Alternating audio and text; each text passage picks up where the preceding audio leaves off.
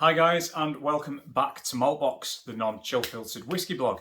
I'm Andy and I'm back here today with another whiskey video. Something a little bit different today. There's someone upstairs that's a very special guest on the programme today. Doing something a little bit different. I'm going to have my dad on. This is either going to go really well or really badly. I'm not too sure which yet, to be honest. But what we're going to be doing is we're going to be looking at value in whiskey. My dad isn't a massive whiskey drinker. He's only been drinking it for the last couple of years when I've been buying him bottles for Christmas and life events, and also donating a couple of my bottles, my open bottles and samples as well. So getting to sort of experience different whiskies. He's one of those people that gets very attached to one particular thing, and then that's it. That's all he'll do. That's all he'll drink. That's all he'll taste and things like that.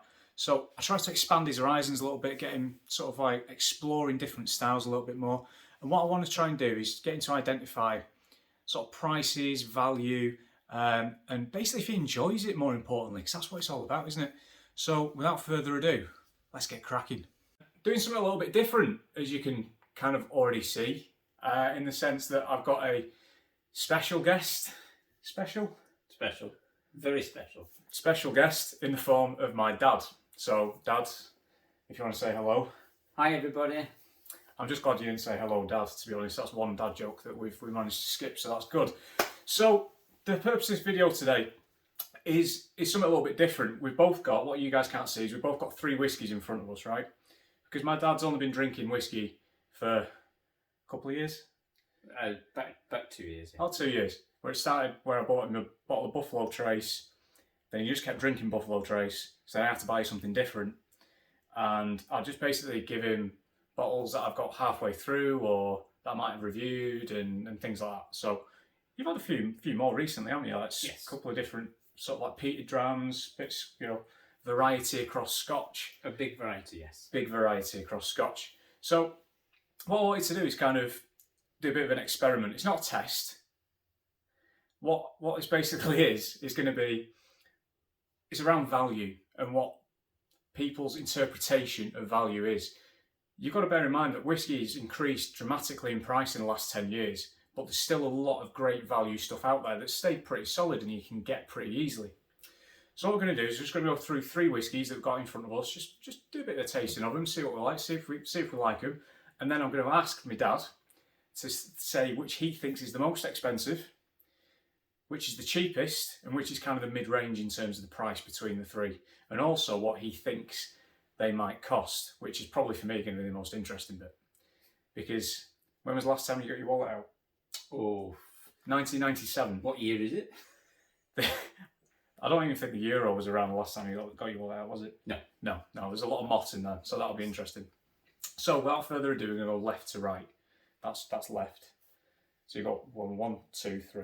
One, So we're starting with this one. Okay. Right. So, nice golden colour to it. Some pretty slow legs on the glass that you guys won't be able to see because I can't come close enough this time. I hope you can hear me, by the way, because I have to kind of put the camera a little bit further back than usual.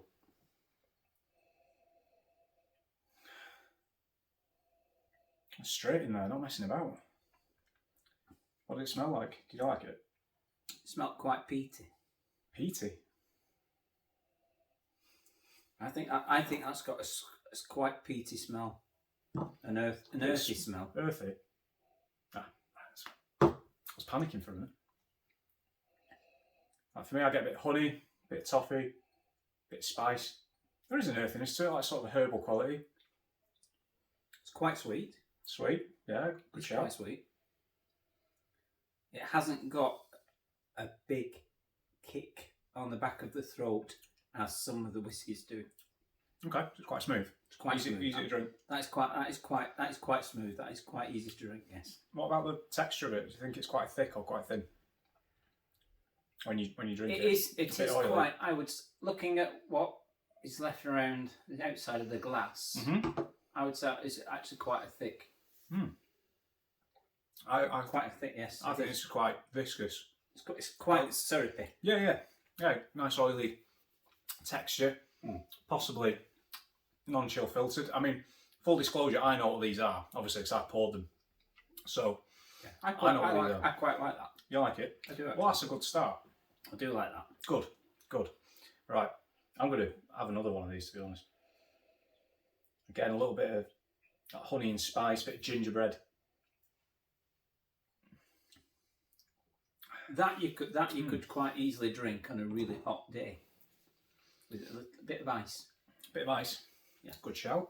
Good shout. There's nothing wrong with adding ice to your whiskey, of course. And drink it in whatever receptacle you so wish. That is nice. I love the palate on that. Again, loads of honey. Really nice, thick, oily texture as well. A little bit of spice on the finish. Fan. That is nice. Clearly you're a fan as well, which is good. That's nice. I'm going to have a sip of water because it's important to stay hydrated while you do it. This is true. Otherwise, you'll be in bed early. I'll be asleep in 5 minutes. So on to the next one then, I guess. Darker. It is darker. So I'm thinking that, well, I know the cask maturations of these are slightly different, and the actual makeup of the whiskey itself is different as well. So, I mean, yeah, there's some pretty slow legs again on this one. Not quite as slow as the last, maybe. It's got a stronger aroma. Yeah. Bit chocolatey, maybe. Bit. There's definitely a spicy smell to that. Could be chocolate. Bit of vanilla. I'm getting more earthiness in that one than the last one, myself. I think that's a bit more... I think that's where I taste just slightly different. Yeah, everyone's different. Yeah, that's true. I mean, you can tell I'm the good-looking one. So I don't know where... But he gets it off his dad. False. And his mum. I think it's just a miracle myself, to be honest. It's amazing what you can get out of a test tube these days. Oh. I knew this would happen. You're not coming back. He might be coming back. Depends if he behaves himself. Alright. That is very, very smooth. It is easy to drink. It's quite sweet again. Very sweet. Very sweet for me.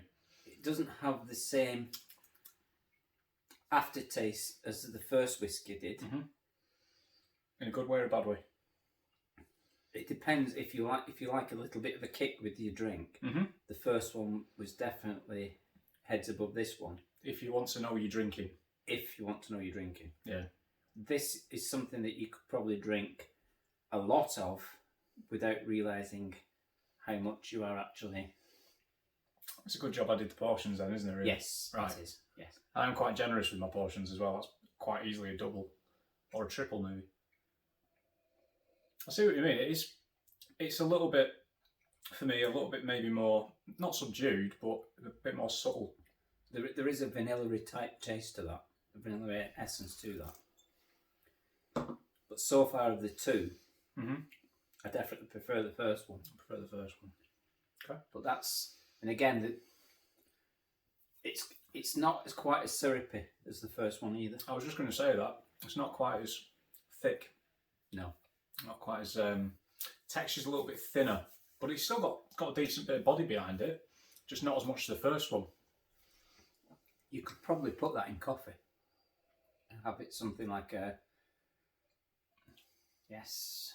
Like an Irish coffee. Like an Irish coffee. These are all Scotch, by the way. Yeah, should have said that. Should have led with that. These are 3 Scotch whiskies, all single malts, all different distilleries. Would it be Scotch coffee? I don't think I've ever seen that. Scotch coffee. Yeah. It's just an Irish coffee. Irish coffee. Scotch whiskey. Okay. Multinational. Yeah, exactly. A multinational coffee. Yeah. Not? Sure thing. Yeah. Let's have a So, that's the second one down. So you're saying you prefer the first one? Up to now, of the two, prefer the first one. Yes, that's my own personal opinion. What's the most you've ever spent on a bottle of whiskey? Have you ever bought a bottle of whiskey? I've never ever bought a bottle of whiskey. Have I only ever bought you whiskey? Yes. So the only whiskey you've ever had is the stuff I bought you or given you? Yes. Wow. But I have seen whiskies on sale in shops. Congratulations. And on the internet. But he's never bought them. But I have never bought them.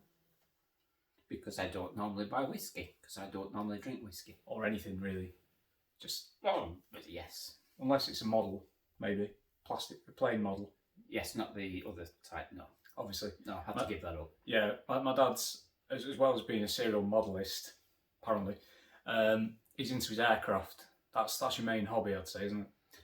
Aviation is my main hobby. Yes. Sorry, aviation. Yes. Sorry. Which is absolutely fine. I mean, obviously, a plane is more expensive than a bottle of whiskey. I'll just point that out. It depends on the price of the bottle of whiskey, because some model kits are very expensive. I meant the real one, but yeah, sure. Yes, yeah, If that you as want well, to stick to yeah, the small yeah. plastic ones, then that's fine. Yeah, the real aircraft are a heck of a lot more expensive than a bottle of whiskey. There we go. Economics. Right. Right. So, moving on to the next one. Moving on to the next one, number 3. The third and final. That is a much stronger aroma, More pungent. more pungent. A bit colour-wise, I think it's somewhere in between the first two, because that's the first one. Yes, it's almost a match to the second That's the one. second. Yeah, it's closer to the second, isn't it?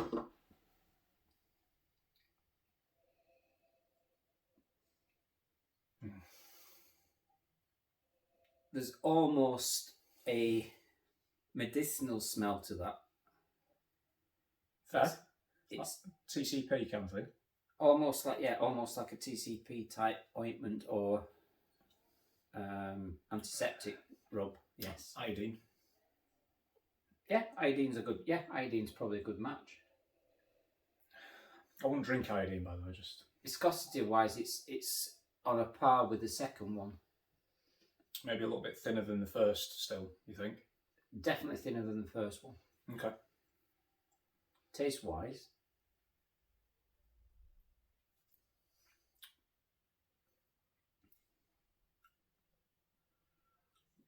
again, there is almost a medicinal flavour to that. Yeah. TCP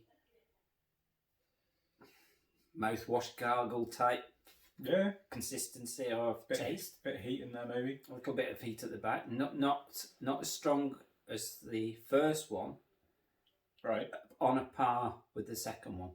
Not as strong as the first one, but on a par with the second. Okay. Yes, I would say that this one and the second one are almost identical in strength. In strength. ABV. Well, that's another thing I'm going to ask you as well. I'm going to get you to try and guess how strong they are. No pressure. No pressure. Okay. No pressure. I'm turning the odds up a little bit. That's fine. That's quite. There's no right or wrong answers. I mean, there are technically, but. So you would like me to guess the proof of number 1, number 2, and number 3? Yeah, but I mean, this kind of goes back to the age thing. We don't use proof anymore. Use ABV, use percentage. Right. Okay. Proof. They stopped that in like the 80s. I'm a child of the 1950s, so that doesn't count for me. But yes, I understand exactly what you mean. Yes. Good stuff. Yeah. Right. We'll get there. We'll get there. I mean, there is definitely that iodine and TCP note. There's a lot of sort of salinity on the nose for me, like sea air kind of thing. Bit of black pepper, bit of meatiness maybe. Yeah, I agree with the black pepper. I can taste that. I can taste a peppery taste to it. It's still quite smooth. It is. It's delicate. It's very smooth. Considering what the nose leads you up to, it is quite delicate on the palate. But there is still that sort of like meatiness, bit of black pepper, bit of salinity for me, and that TCP that you mentioned. Yes. Well, I suppose of the 3, I still prefer. That's what I was going to ask you. So the first one. The first one's your favourite. So number 1. My personal favourite is number 1. Right. Okay. Well, let's talk about number 1 then first. How strong do you think number 1 is in a percentage? In a percentage. Well, you can do proof, but I can't work it out. I'm a metric child. In a percentage, I would say possibly, and this is probably wrong, about 45 to 50. 45 to 50? Yes. Good bracket. How much do you think that is? Do you think that's the most expensive, the middle of the road, or the cheapest? I would think that's the middle of the road. Middle of the road. And how much do you think that costs, or how much would you pay for it? And this is going to interest me. This if you say like 3 and 6 or something like that, 2 shillings. I was going to say a shilling. 1 shilling. If I was going to buy that and I knew what it was, I think I would be paying something between £30 and £40 for the bottle. Okay, cool. So that's number one. So you think... Average 35. So 35 to 40 quid, 35. 45 to 50%.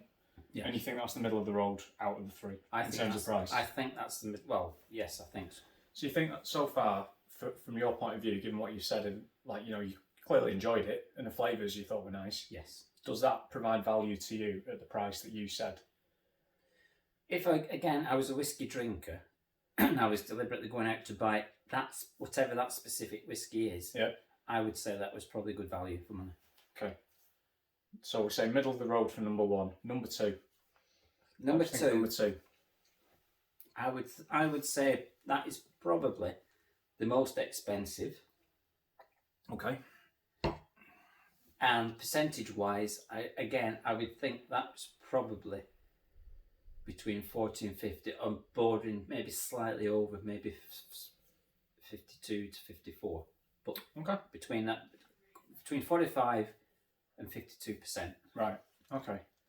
And how much do you think that cost, or how much do you think that? How much would you pay for it? One of the two, doesn't really matter. It's kind of the same thing, I guess, in terms of the experiment. Price-wise, yeah, I would say roughly the same as the first one. So you think that costs about 35 to 40 quid? Same as the first? 35 to 40 pounds, or maybe going up to about 45 to 50. Okay. So let's run with the second one, because there is a spread of prices on this. They're not all the same. You know, no. One, you know, there's one that's more expensive, one that's kind of in between the other two, and then there's one that's cheaper than the others.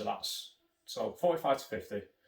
Okay, so that's like your middle of the road kind of thing, I'm guessing. So by the powers of deduction, you think the final one? I think the final one. Oh, you said that's the most expensive, actually, didn't you? Sorry. So the middle one's the most expensive. I think I would put the last one right between 30 and 40.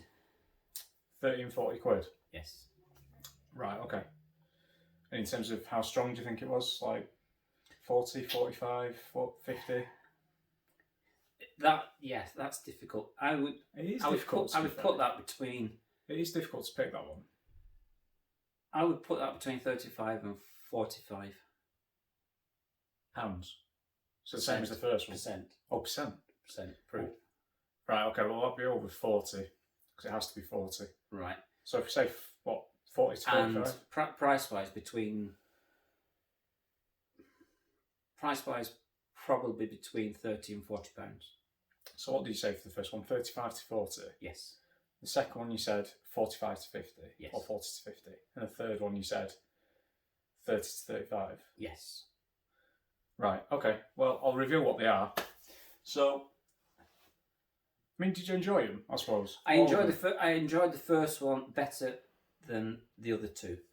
The second one I enjoyed better than... I've got the bottles here down there. Or this... Shall I say the second choice one would have been the second one we had? Right. Well, the first one was actually the cheapest. Right. Okay. That's good. And that's this. So that's the Deanston 12. That's good. That's nice. Would Sir like to? Well, you've already tasted it. I was going to say. Yeah, would Sir like to try it before? Yeah. I still have some left. Yeah, but I better keep it there. Yes. So there you go. Deanston 12, a favourite of mine. As you all know, I always rave about Deanston. So it's always one that I have on the shelf. So how much do you say you thought this cost? 35 to 45 or 30 35 to 45? Or 35 to 40 or whatever, I can't remember now. But yeah, you're pretty much bang on. That normally retails between 35 and 45 quid. Oh, that's good. So, well done. That one right. In terms of percent, you said between 14... between 45, was it 14? 45 you said 45 and 50, didn't you? Yes. Well, 46.3. Oh well, there you go. Okay, nice. Happy days. Yes. So that's... Result. Right. Second one, you said you thought was the most expensive, did you? I think I did, yes. Right, okay. So the first one you said was middle of the road. The second one you said was the most expensive, and the third you think's the cheapest, just to reiterate. Cool. Right. So, somewhat frustratingly, you were actually bang on. The second one was the most expensive, and it's this, the Glenmorangie Signet. And this one's going to be pretty fun for me actually, because you said, so you thought in terms of strength, you thought it was, you said upwards of 50, didn't you? 45 to 50. Right, Yeah. well it's 43.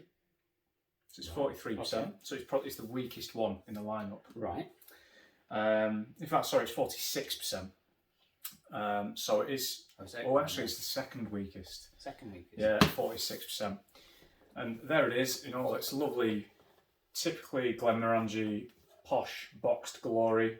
I will be doing a full review of this at some point. Here it is out of the box. Very fetching, very expensive looking, very heavy. I feel like some good weight on that, isn't there? That is a heavy bottle. Very heavy bottle. You could easily club someone to death with it, couldn't you? Looking at the thickness of the glass, yes. Yeah, Good that is a killer. It is a killer. And how much did you say you thought this cost? I said that was the most expensive, didn't I? Yes, you did. Yeah. Yes, I did. I I think I struggling to said keep between track myself. 40 and 50 pounds. Okay, so you think this cost 40 to 50 Between pounds? 40 and 50. This retails at £125. Okay, we could have two. Yeah, actually, it's normally more than that. It's about 140, but I managed to pick this up for less than RRP. Let's put it that way. I did not spend 120 odd quid on this. Oh, that's But would you ever, I know you probably wouldn't buy one yourself, but would you ever sort of see something on the shelf and think, yeah, do you know what? I can see why that's 100 odd quid.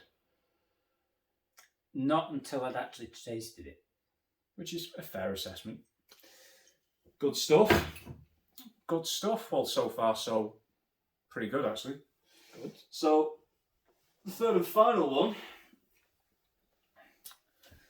You said it was between what price? 30 and 35 quid? I think 30 to 40, yes. Pretty sure it's 30 to 35, but we'll run Yeah, with one of them. Doesn't matter. Something, I can't remember what it was. It's fine. It doesn't matter. And how strong did you say it was? I thought that one was the weakest. The weakest, yeah, that's right. You thought Yes. that was the weakest. Well, this was, in fairness, you weren't far off. It was the second weakest. No, it is the weakest, actually, sorry. It is the weakest out of all of them. Yeah. Oh, good. Well done. 45.8% though. Oh, that's still quite strong, yeah. Yeah, well, that's the thing. 45.8%. Before I show you the bottle, to some of you out there that are fans of this distillery, you probably already know where this whiskey's come from at that strength, because it's a very particular strength to that distillery. They bottle a lot of their bottlings at 45.8%.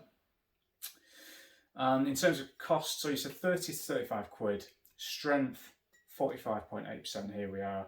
This was the Talisker 18. So this is the Talisker 18.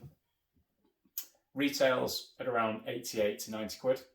Okay, my prices are completely and totally off the wall. Which is fine, Because there's I don't nothing drink wrong with whiskey that. and I don't buy it, so yes. There's absolutely nothing wrong with that. And again, it wasn't a test, it was more of a, just to reiterate, guys at home, it was more of a interpretation and value. And it goes to show that throughout all of these, the one that stood out the most was this. Yes. And that's the one that there's more of. That's the one that you will find more often. And that is the one that you will have to pay less in order to bring it home. That is a nice whiskey. It is a nice whiskey. I always have one on the shelf. It's fantastic. I love it. Great little distillery as well. And he's going back to it, which is a good Still sign. got some left. Cheers. Well, guys, yeah, that was a fun experiment for you. I know I enjoyed it. Thank you. Did you? I did, yes. Right, well, depending on how this goes, we might have him back for a bourbon version of this, because you like bourbon, don't you? I do like bourbon, as that was the first whiskey stroke, yes, that you ever bought me. And yes, I do like bourbon. In fact, I prefer bourbon, probably, to the Scottish whiskies. That's a bold statement for somebody with so much Scottish blood in him. I can't help that. There you go. Honesty and truth. Anyway, guys, I'm going to box it off now. Thanks very much for watching. If you want to check out my social media, I'm on Twitter at Maltbox, Instagram at MaltboxWhiskey. If you want to subscribe, feel free. I've been Andy. This is Dad. Thanks for watching. See you soon. Bye.